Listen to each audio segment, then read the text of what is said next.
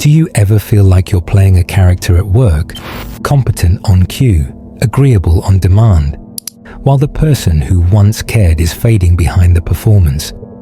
That friction you feel between how you act and who you are isn't trivial fatigue. It's the slow burn of living behind a mask for too long.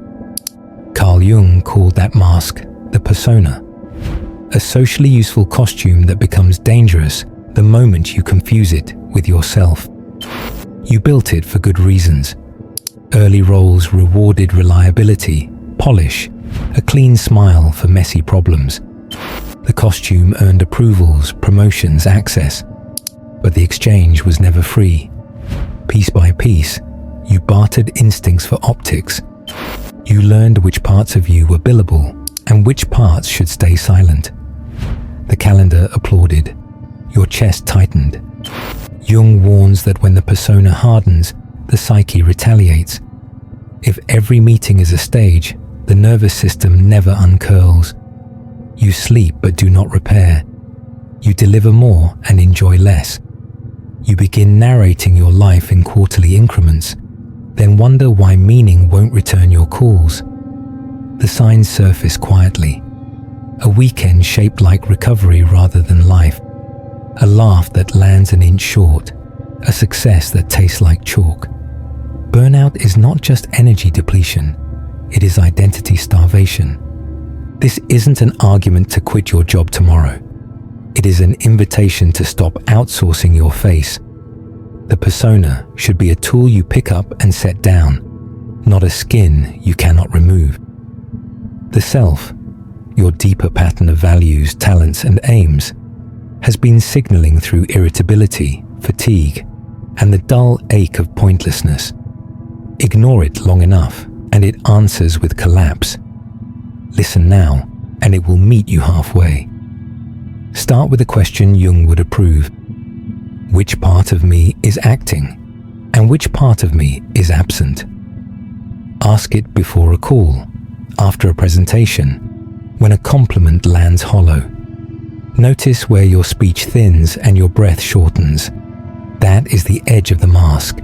You do not have to rip it off. You only have to loosen it, on purpose, a little each day, until oxygen returns.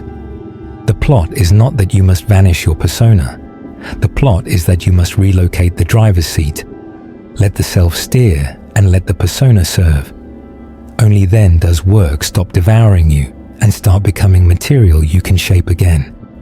The mask grows most where approval is quickest. In corporate life, praise arrives for the surface, the spotless deck, the instant yes, the calendar without friction. The persona learns the cues and fattens on them, growing bright and glossy, while the self thins behind it. Carl Jung cautions that this inflation does not expand you, it hollows you. A swollen persona is a mannequin, visible, impressive, and empty where it matters. You notice the mechanics in your body before your mind admits them. The day begins with a bray.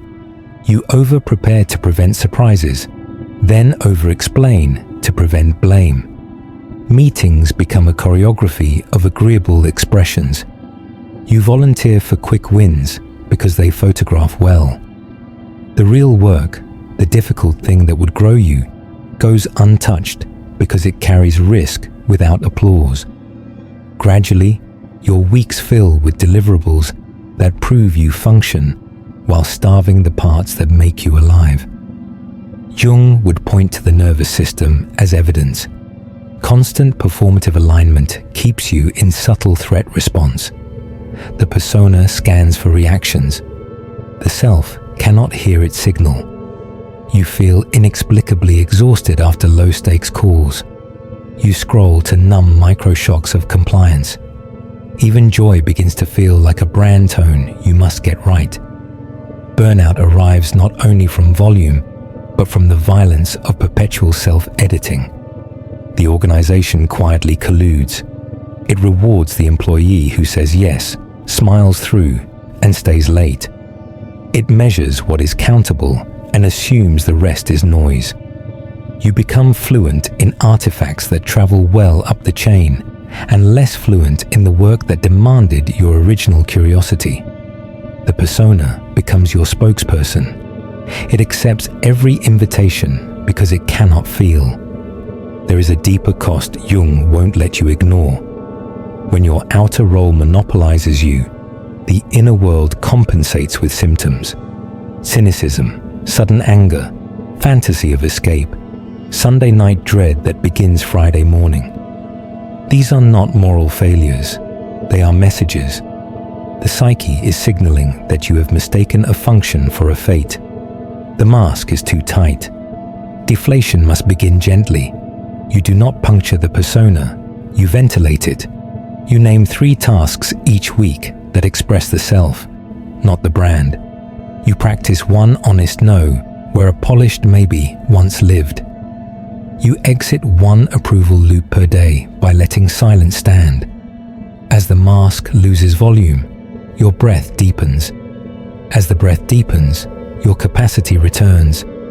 Work stops costuming you and becomes something you can actually do. When the persona monopolizes the daylight, the exile parts go underground. Jung named them the shadow, not because they're evil, but because they're unacknowledged. If your corporate face is permanently agreeable, anger relocates to sarcasm and just playing devil's advocate. If your badge says tireless, fatigue retaliates as chronic mystery colds. If your title is strategy, neglected creativity binge spends at midnight. Carl Jung's warning is precise. What you refuse to live openly, you will live clumsily. Burnout often announces itself as these leaks. You insist you're fine while snapping at trivialities. You meet every request with skilled politeness and then doom scroll like it's oxygen. You perform belonging on teams and wake absurdly lonely. The split widens, public competence, private depletion. The more you tighten the mask, the messier the shadow's handwriting. The irony is sharp. Your obsession with control produces the very loss of control you fear. Jung would ask you to meet the shadow without theatrics. Start by noticing the patterns you judge most in colleagues. The grandstander, the refuser, the boundary zealot. Those caricatures are often tracings of your own disowned traits. The colleague who declines non-essential meetings might irritate you because your persona cannot imagine that freedom. The teammate who pushes back on timelines may mirror the assertiveness you buried to stay easy. Projection isn't a sin, it's a map. Integration isn't a public confession, it's a private contract. You grant small, supervised airtime to what you exiled. If you've been the yes machine, you schedule a calm no and endure the intactness of your world. If you've been the brand of restraint, you allow 10 unpolished minutes on a draft and watch how alive you feel. If you've been the fixer, you let a problem reach the person who owns it and survive the silence. Each act is a stitch across the split. Carl Jung never asked you to abandon professionalism. He asked you to stop paying for it with your soul. When shadow traits are acknowledged, they stop hijacking you. Anger becomes boundary rather than outburst. Tiredness becomes rest rather than collapse. Ambition becomes design rather than politics. The self regains the mic, and the persona returns to its proper station. A useful interface, not a ruler. What leaks when you're tired is your unlived life trying to enter. Let it in thoughtfully. The more of you that is admitted, the less of you has to sabotage. People imagine recovery requires a sabbatical and a mountain. Jung suggests something humbler and more surgical. Micro-honesty. Brief, precise moments where the self pulls rank on the persona.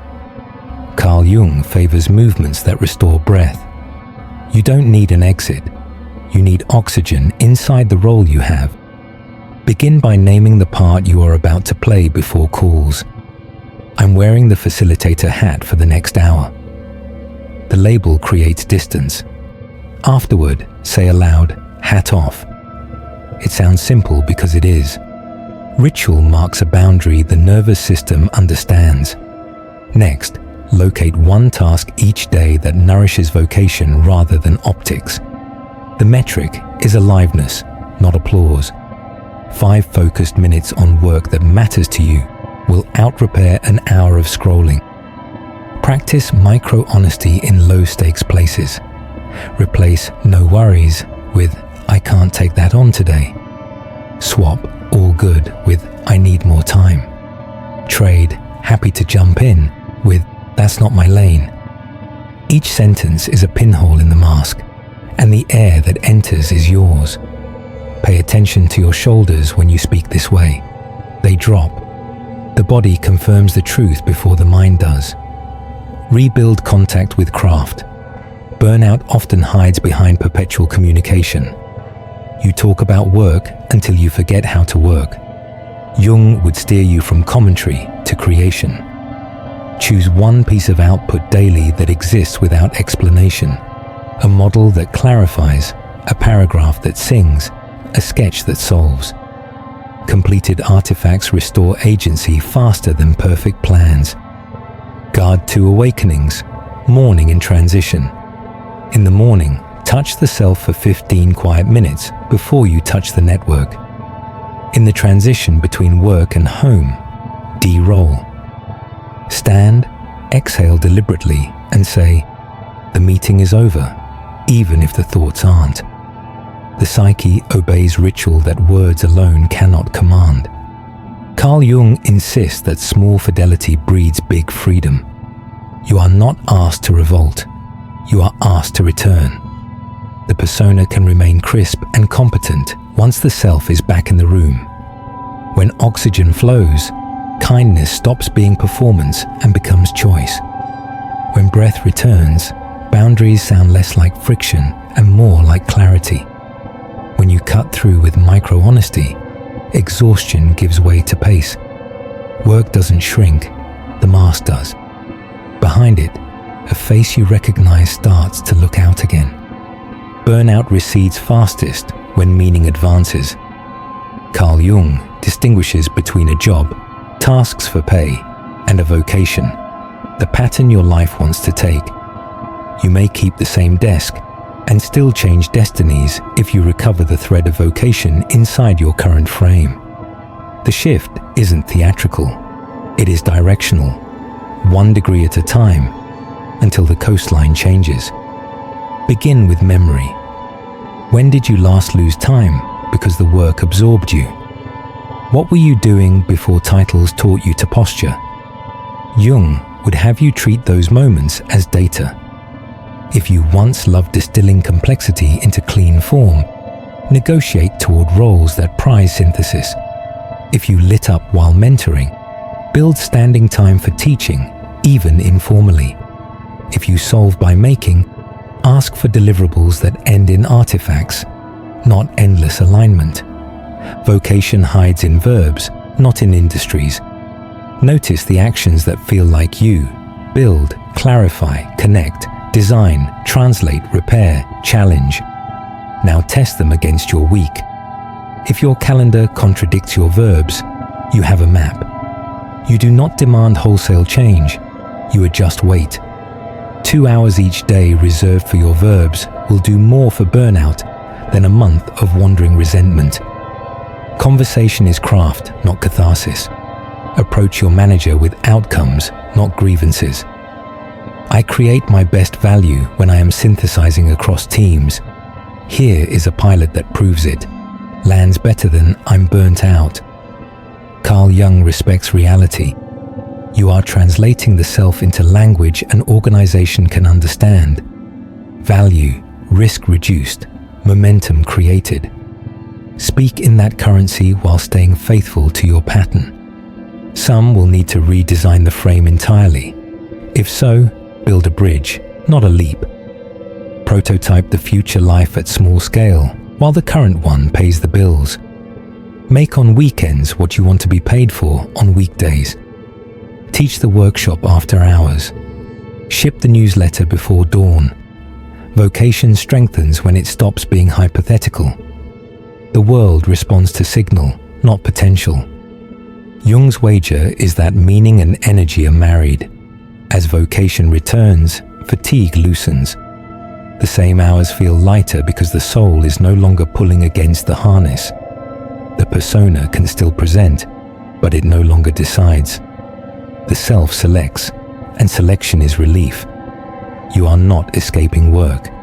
You are admitting the work that is actually yours. Here is the clean conclusion, stated without incense. Carl Jung names the problem. A rigid persona impersonates yourself until your psyche revolts as burnout. He exposes the mechanics. Corporate approval inflates the mask. The shadow leaks what you exile. And the nervous system funds the performance with compound interest. He prescribes the method: micro-honesty that restores breath, craft that restores agency, and steady alignment with the verbs of vocation. He insists on integration. The persona becomes a servant again. The self resumes command, and work turns from theatre into practice. You do not need a van, a guru, or a dramatic quit. You need daily truth at the edge of the mask. You need artifacts that exist without apology. You need hours protected for the pattern your life keeps trying to draw. When you live this way, exhaustion yields to pace, resentment yields to authorship, and the future stops feeling like a rumor. Your career becomes legible from the inside. Others will call it confidence. You will recognize it as coherence. If this lands, make it specific. Comment and hit like as your private contract. Share this with a friend who wears a flawless mask and looks tired behind the eyes. If you want reminders calibrated to keep the self in the driver's seat while the persona does its job, subscribe and stay close. Work does not have to be a place you escape to recover from, or a role you escape to remember yourself. Let the mask be light. Let the self be loud. Let vocation be visible in small, steady ways. Jung's integration is not a slogan. It is a working life you can stand inside without holding your breath.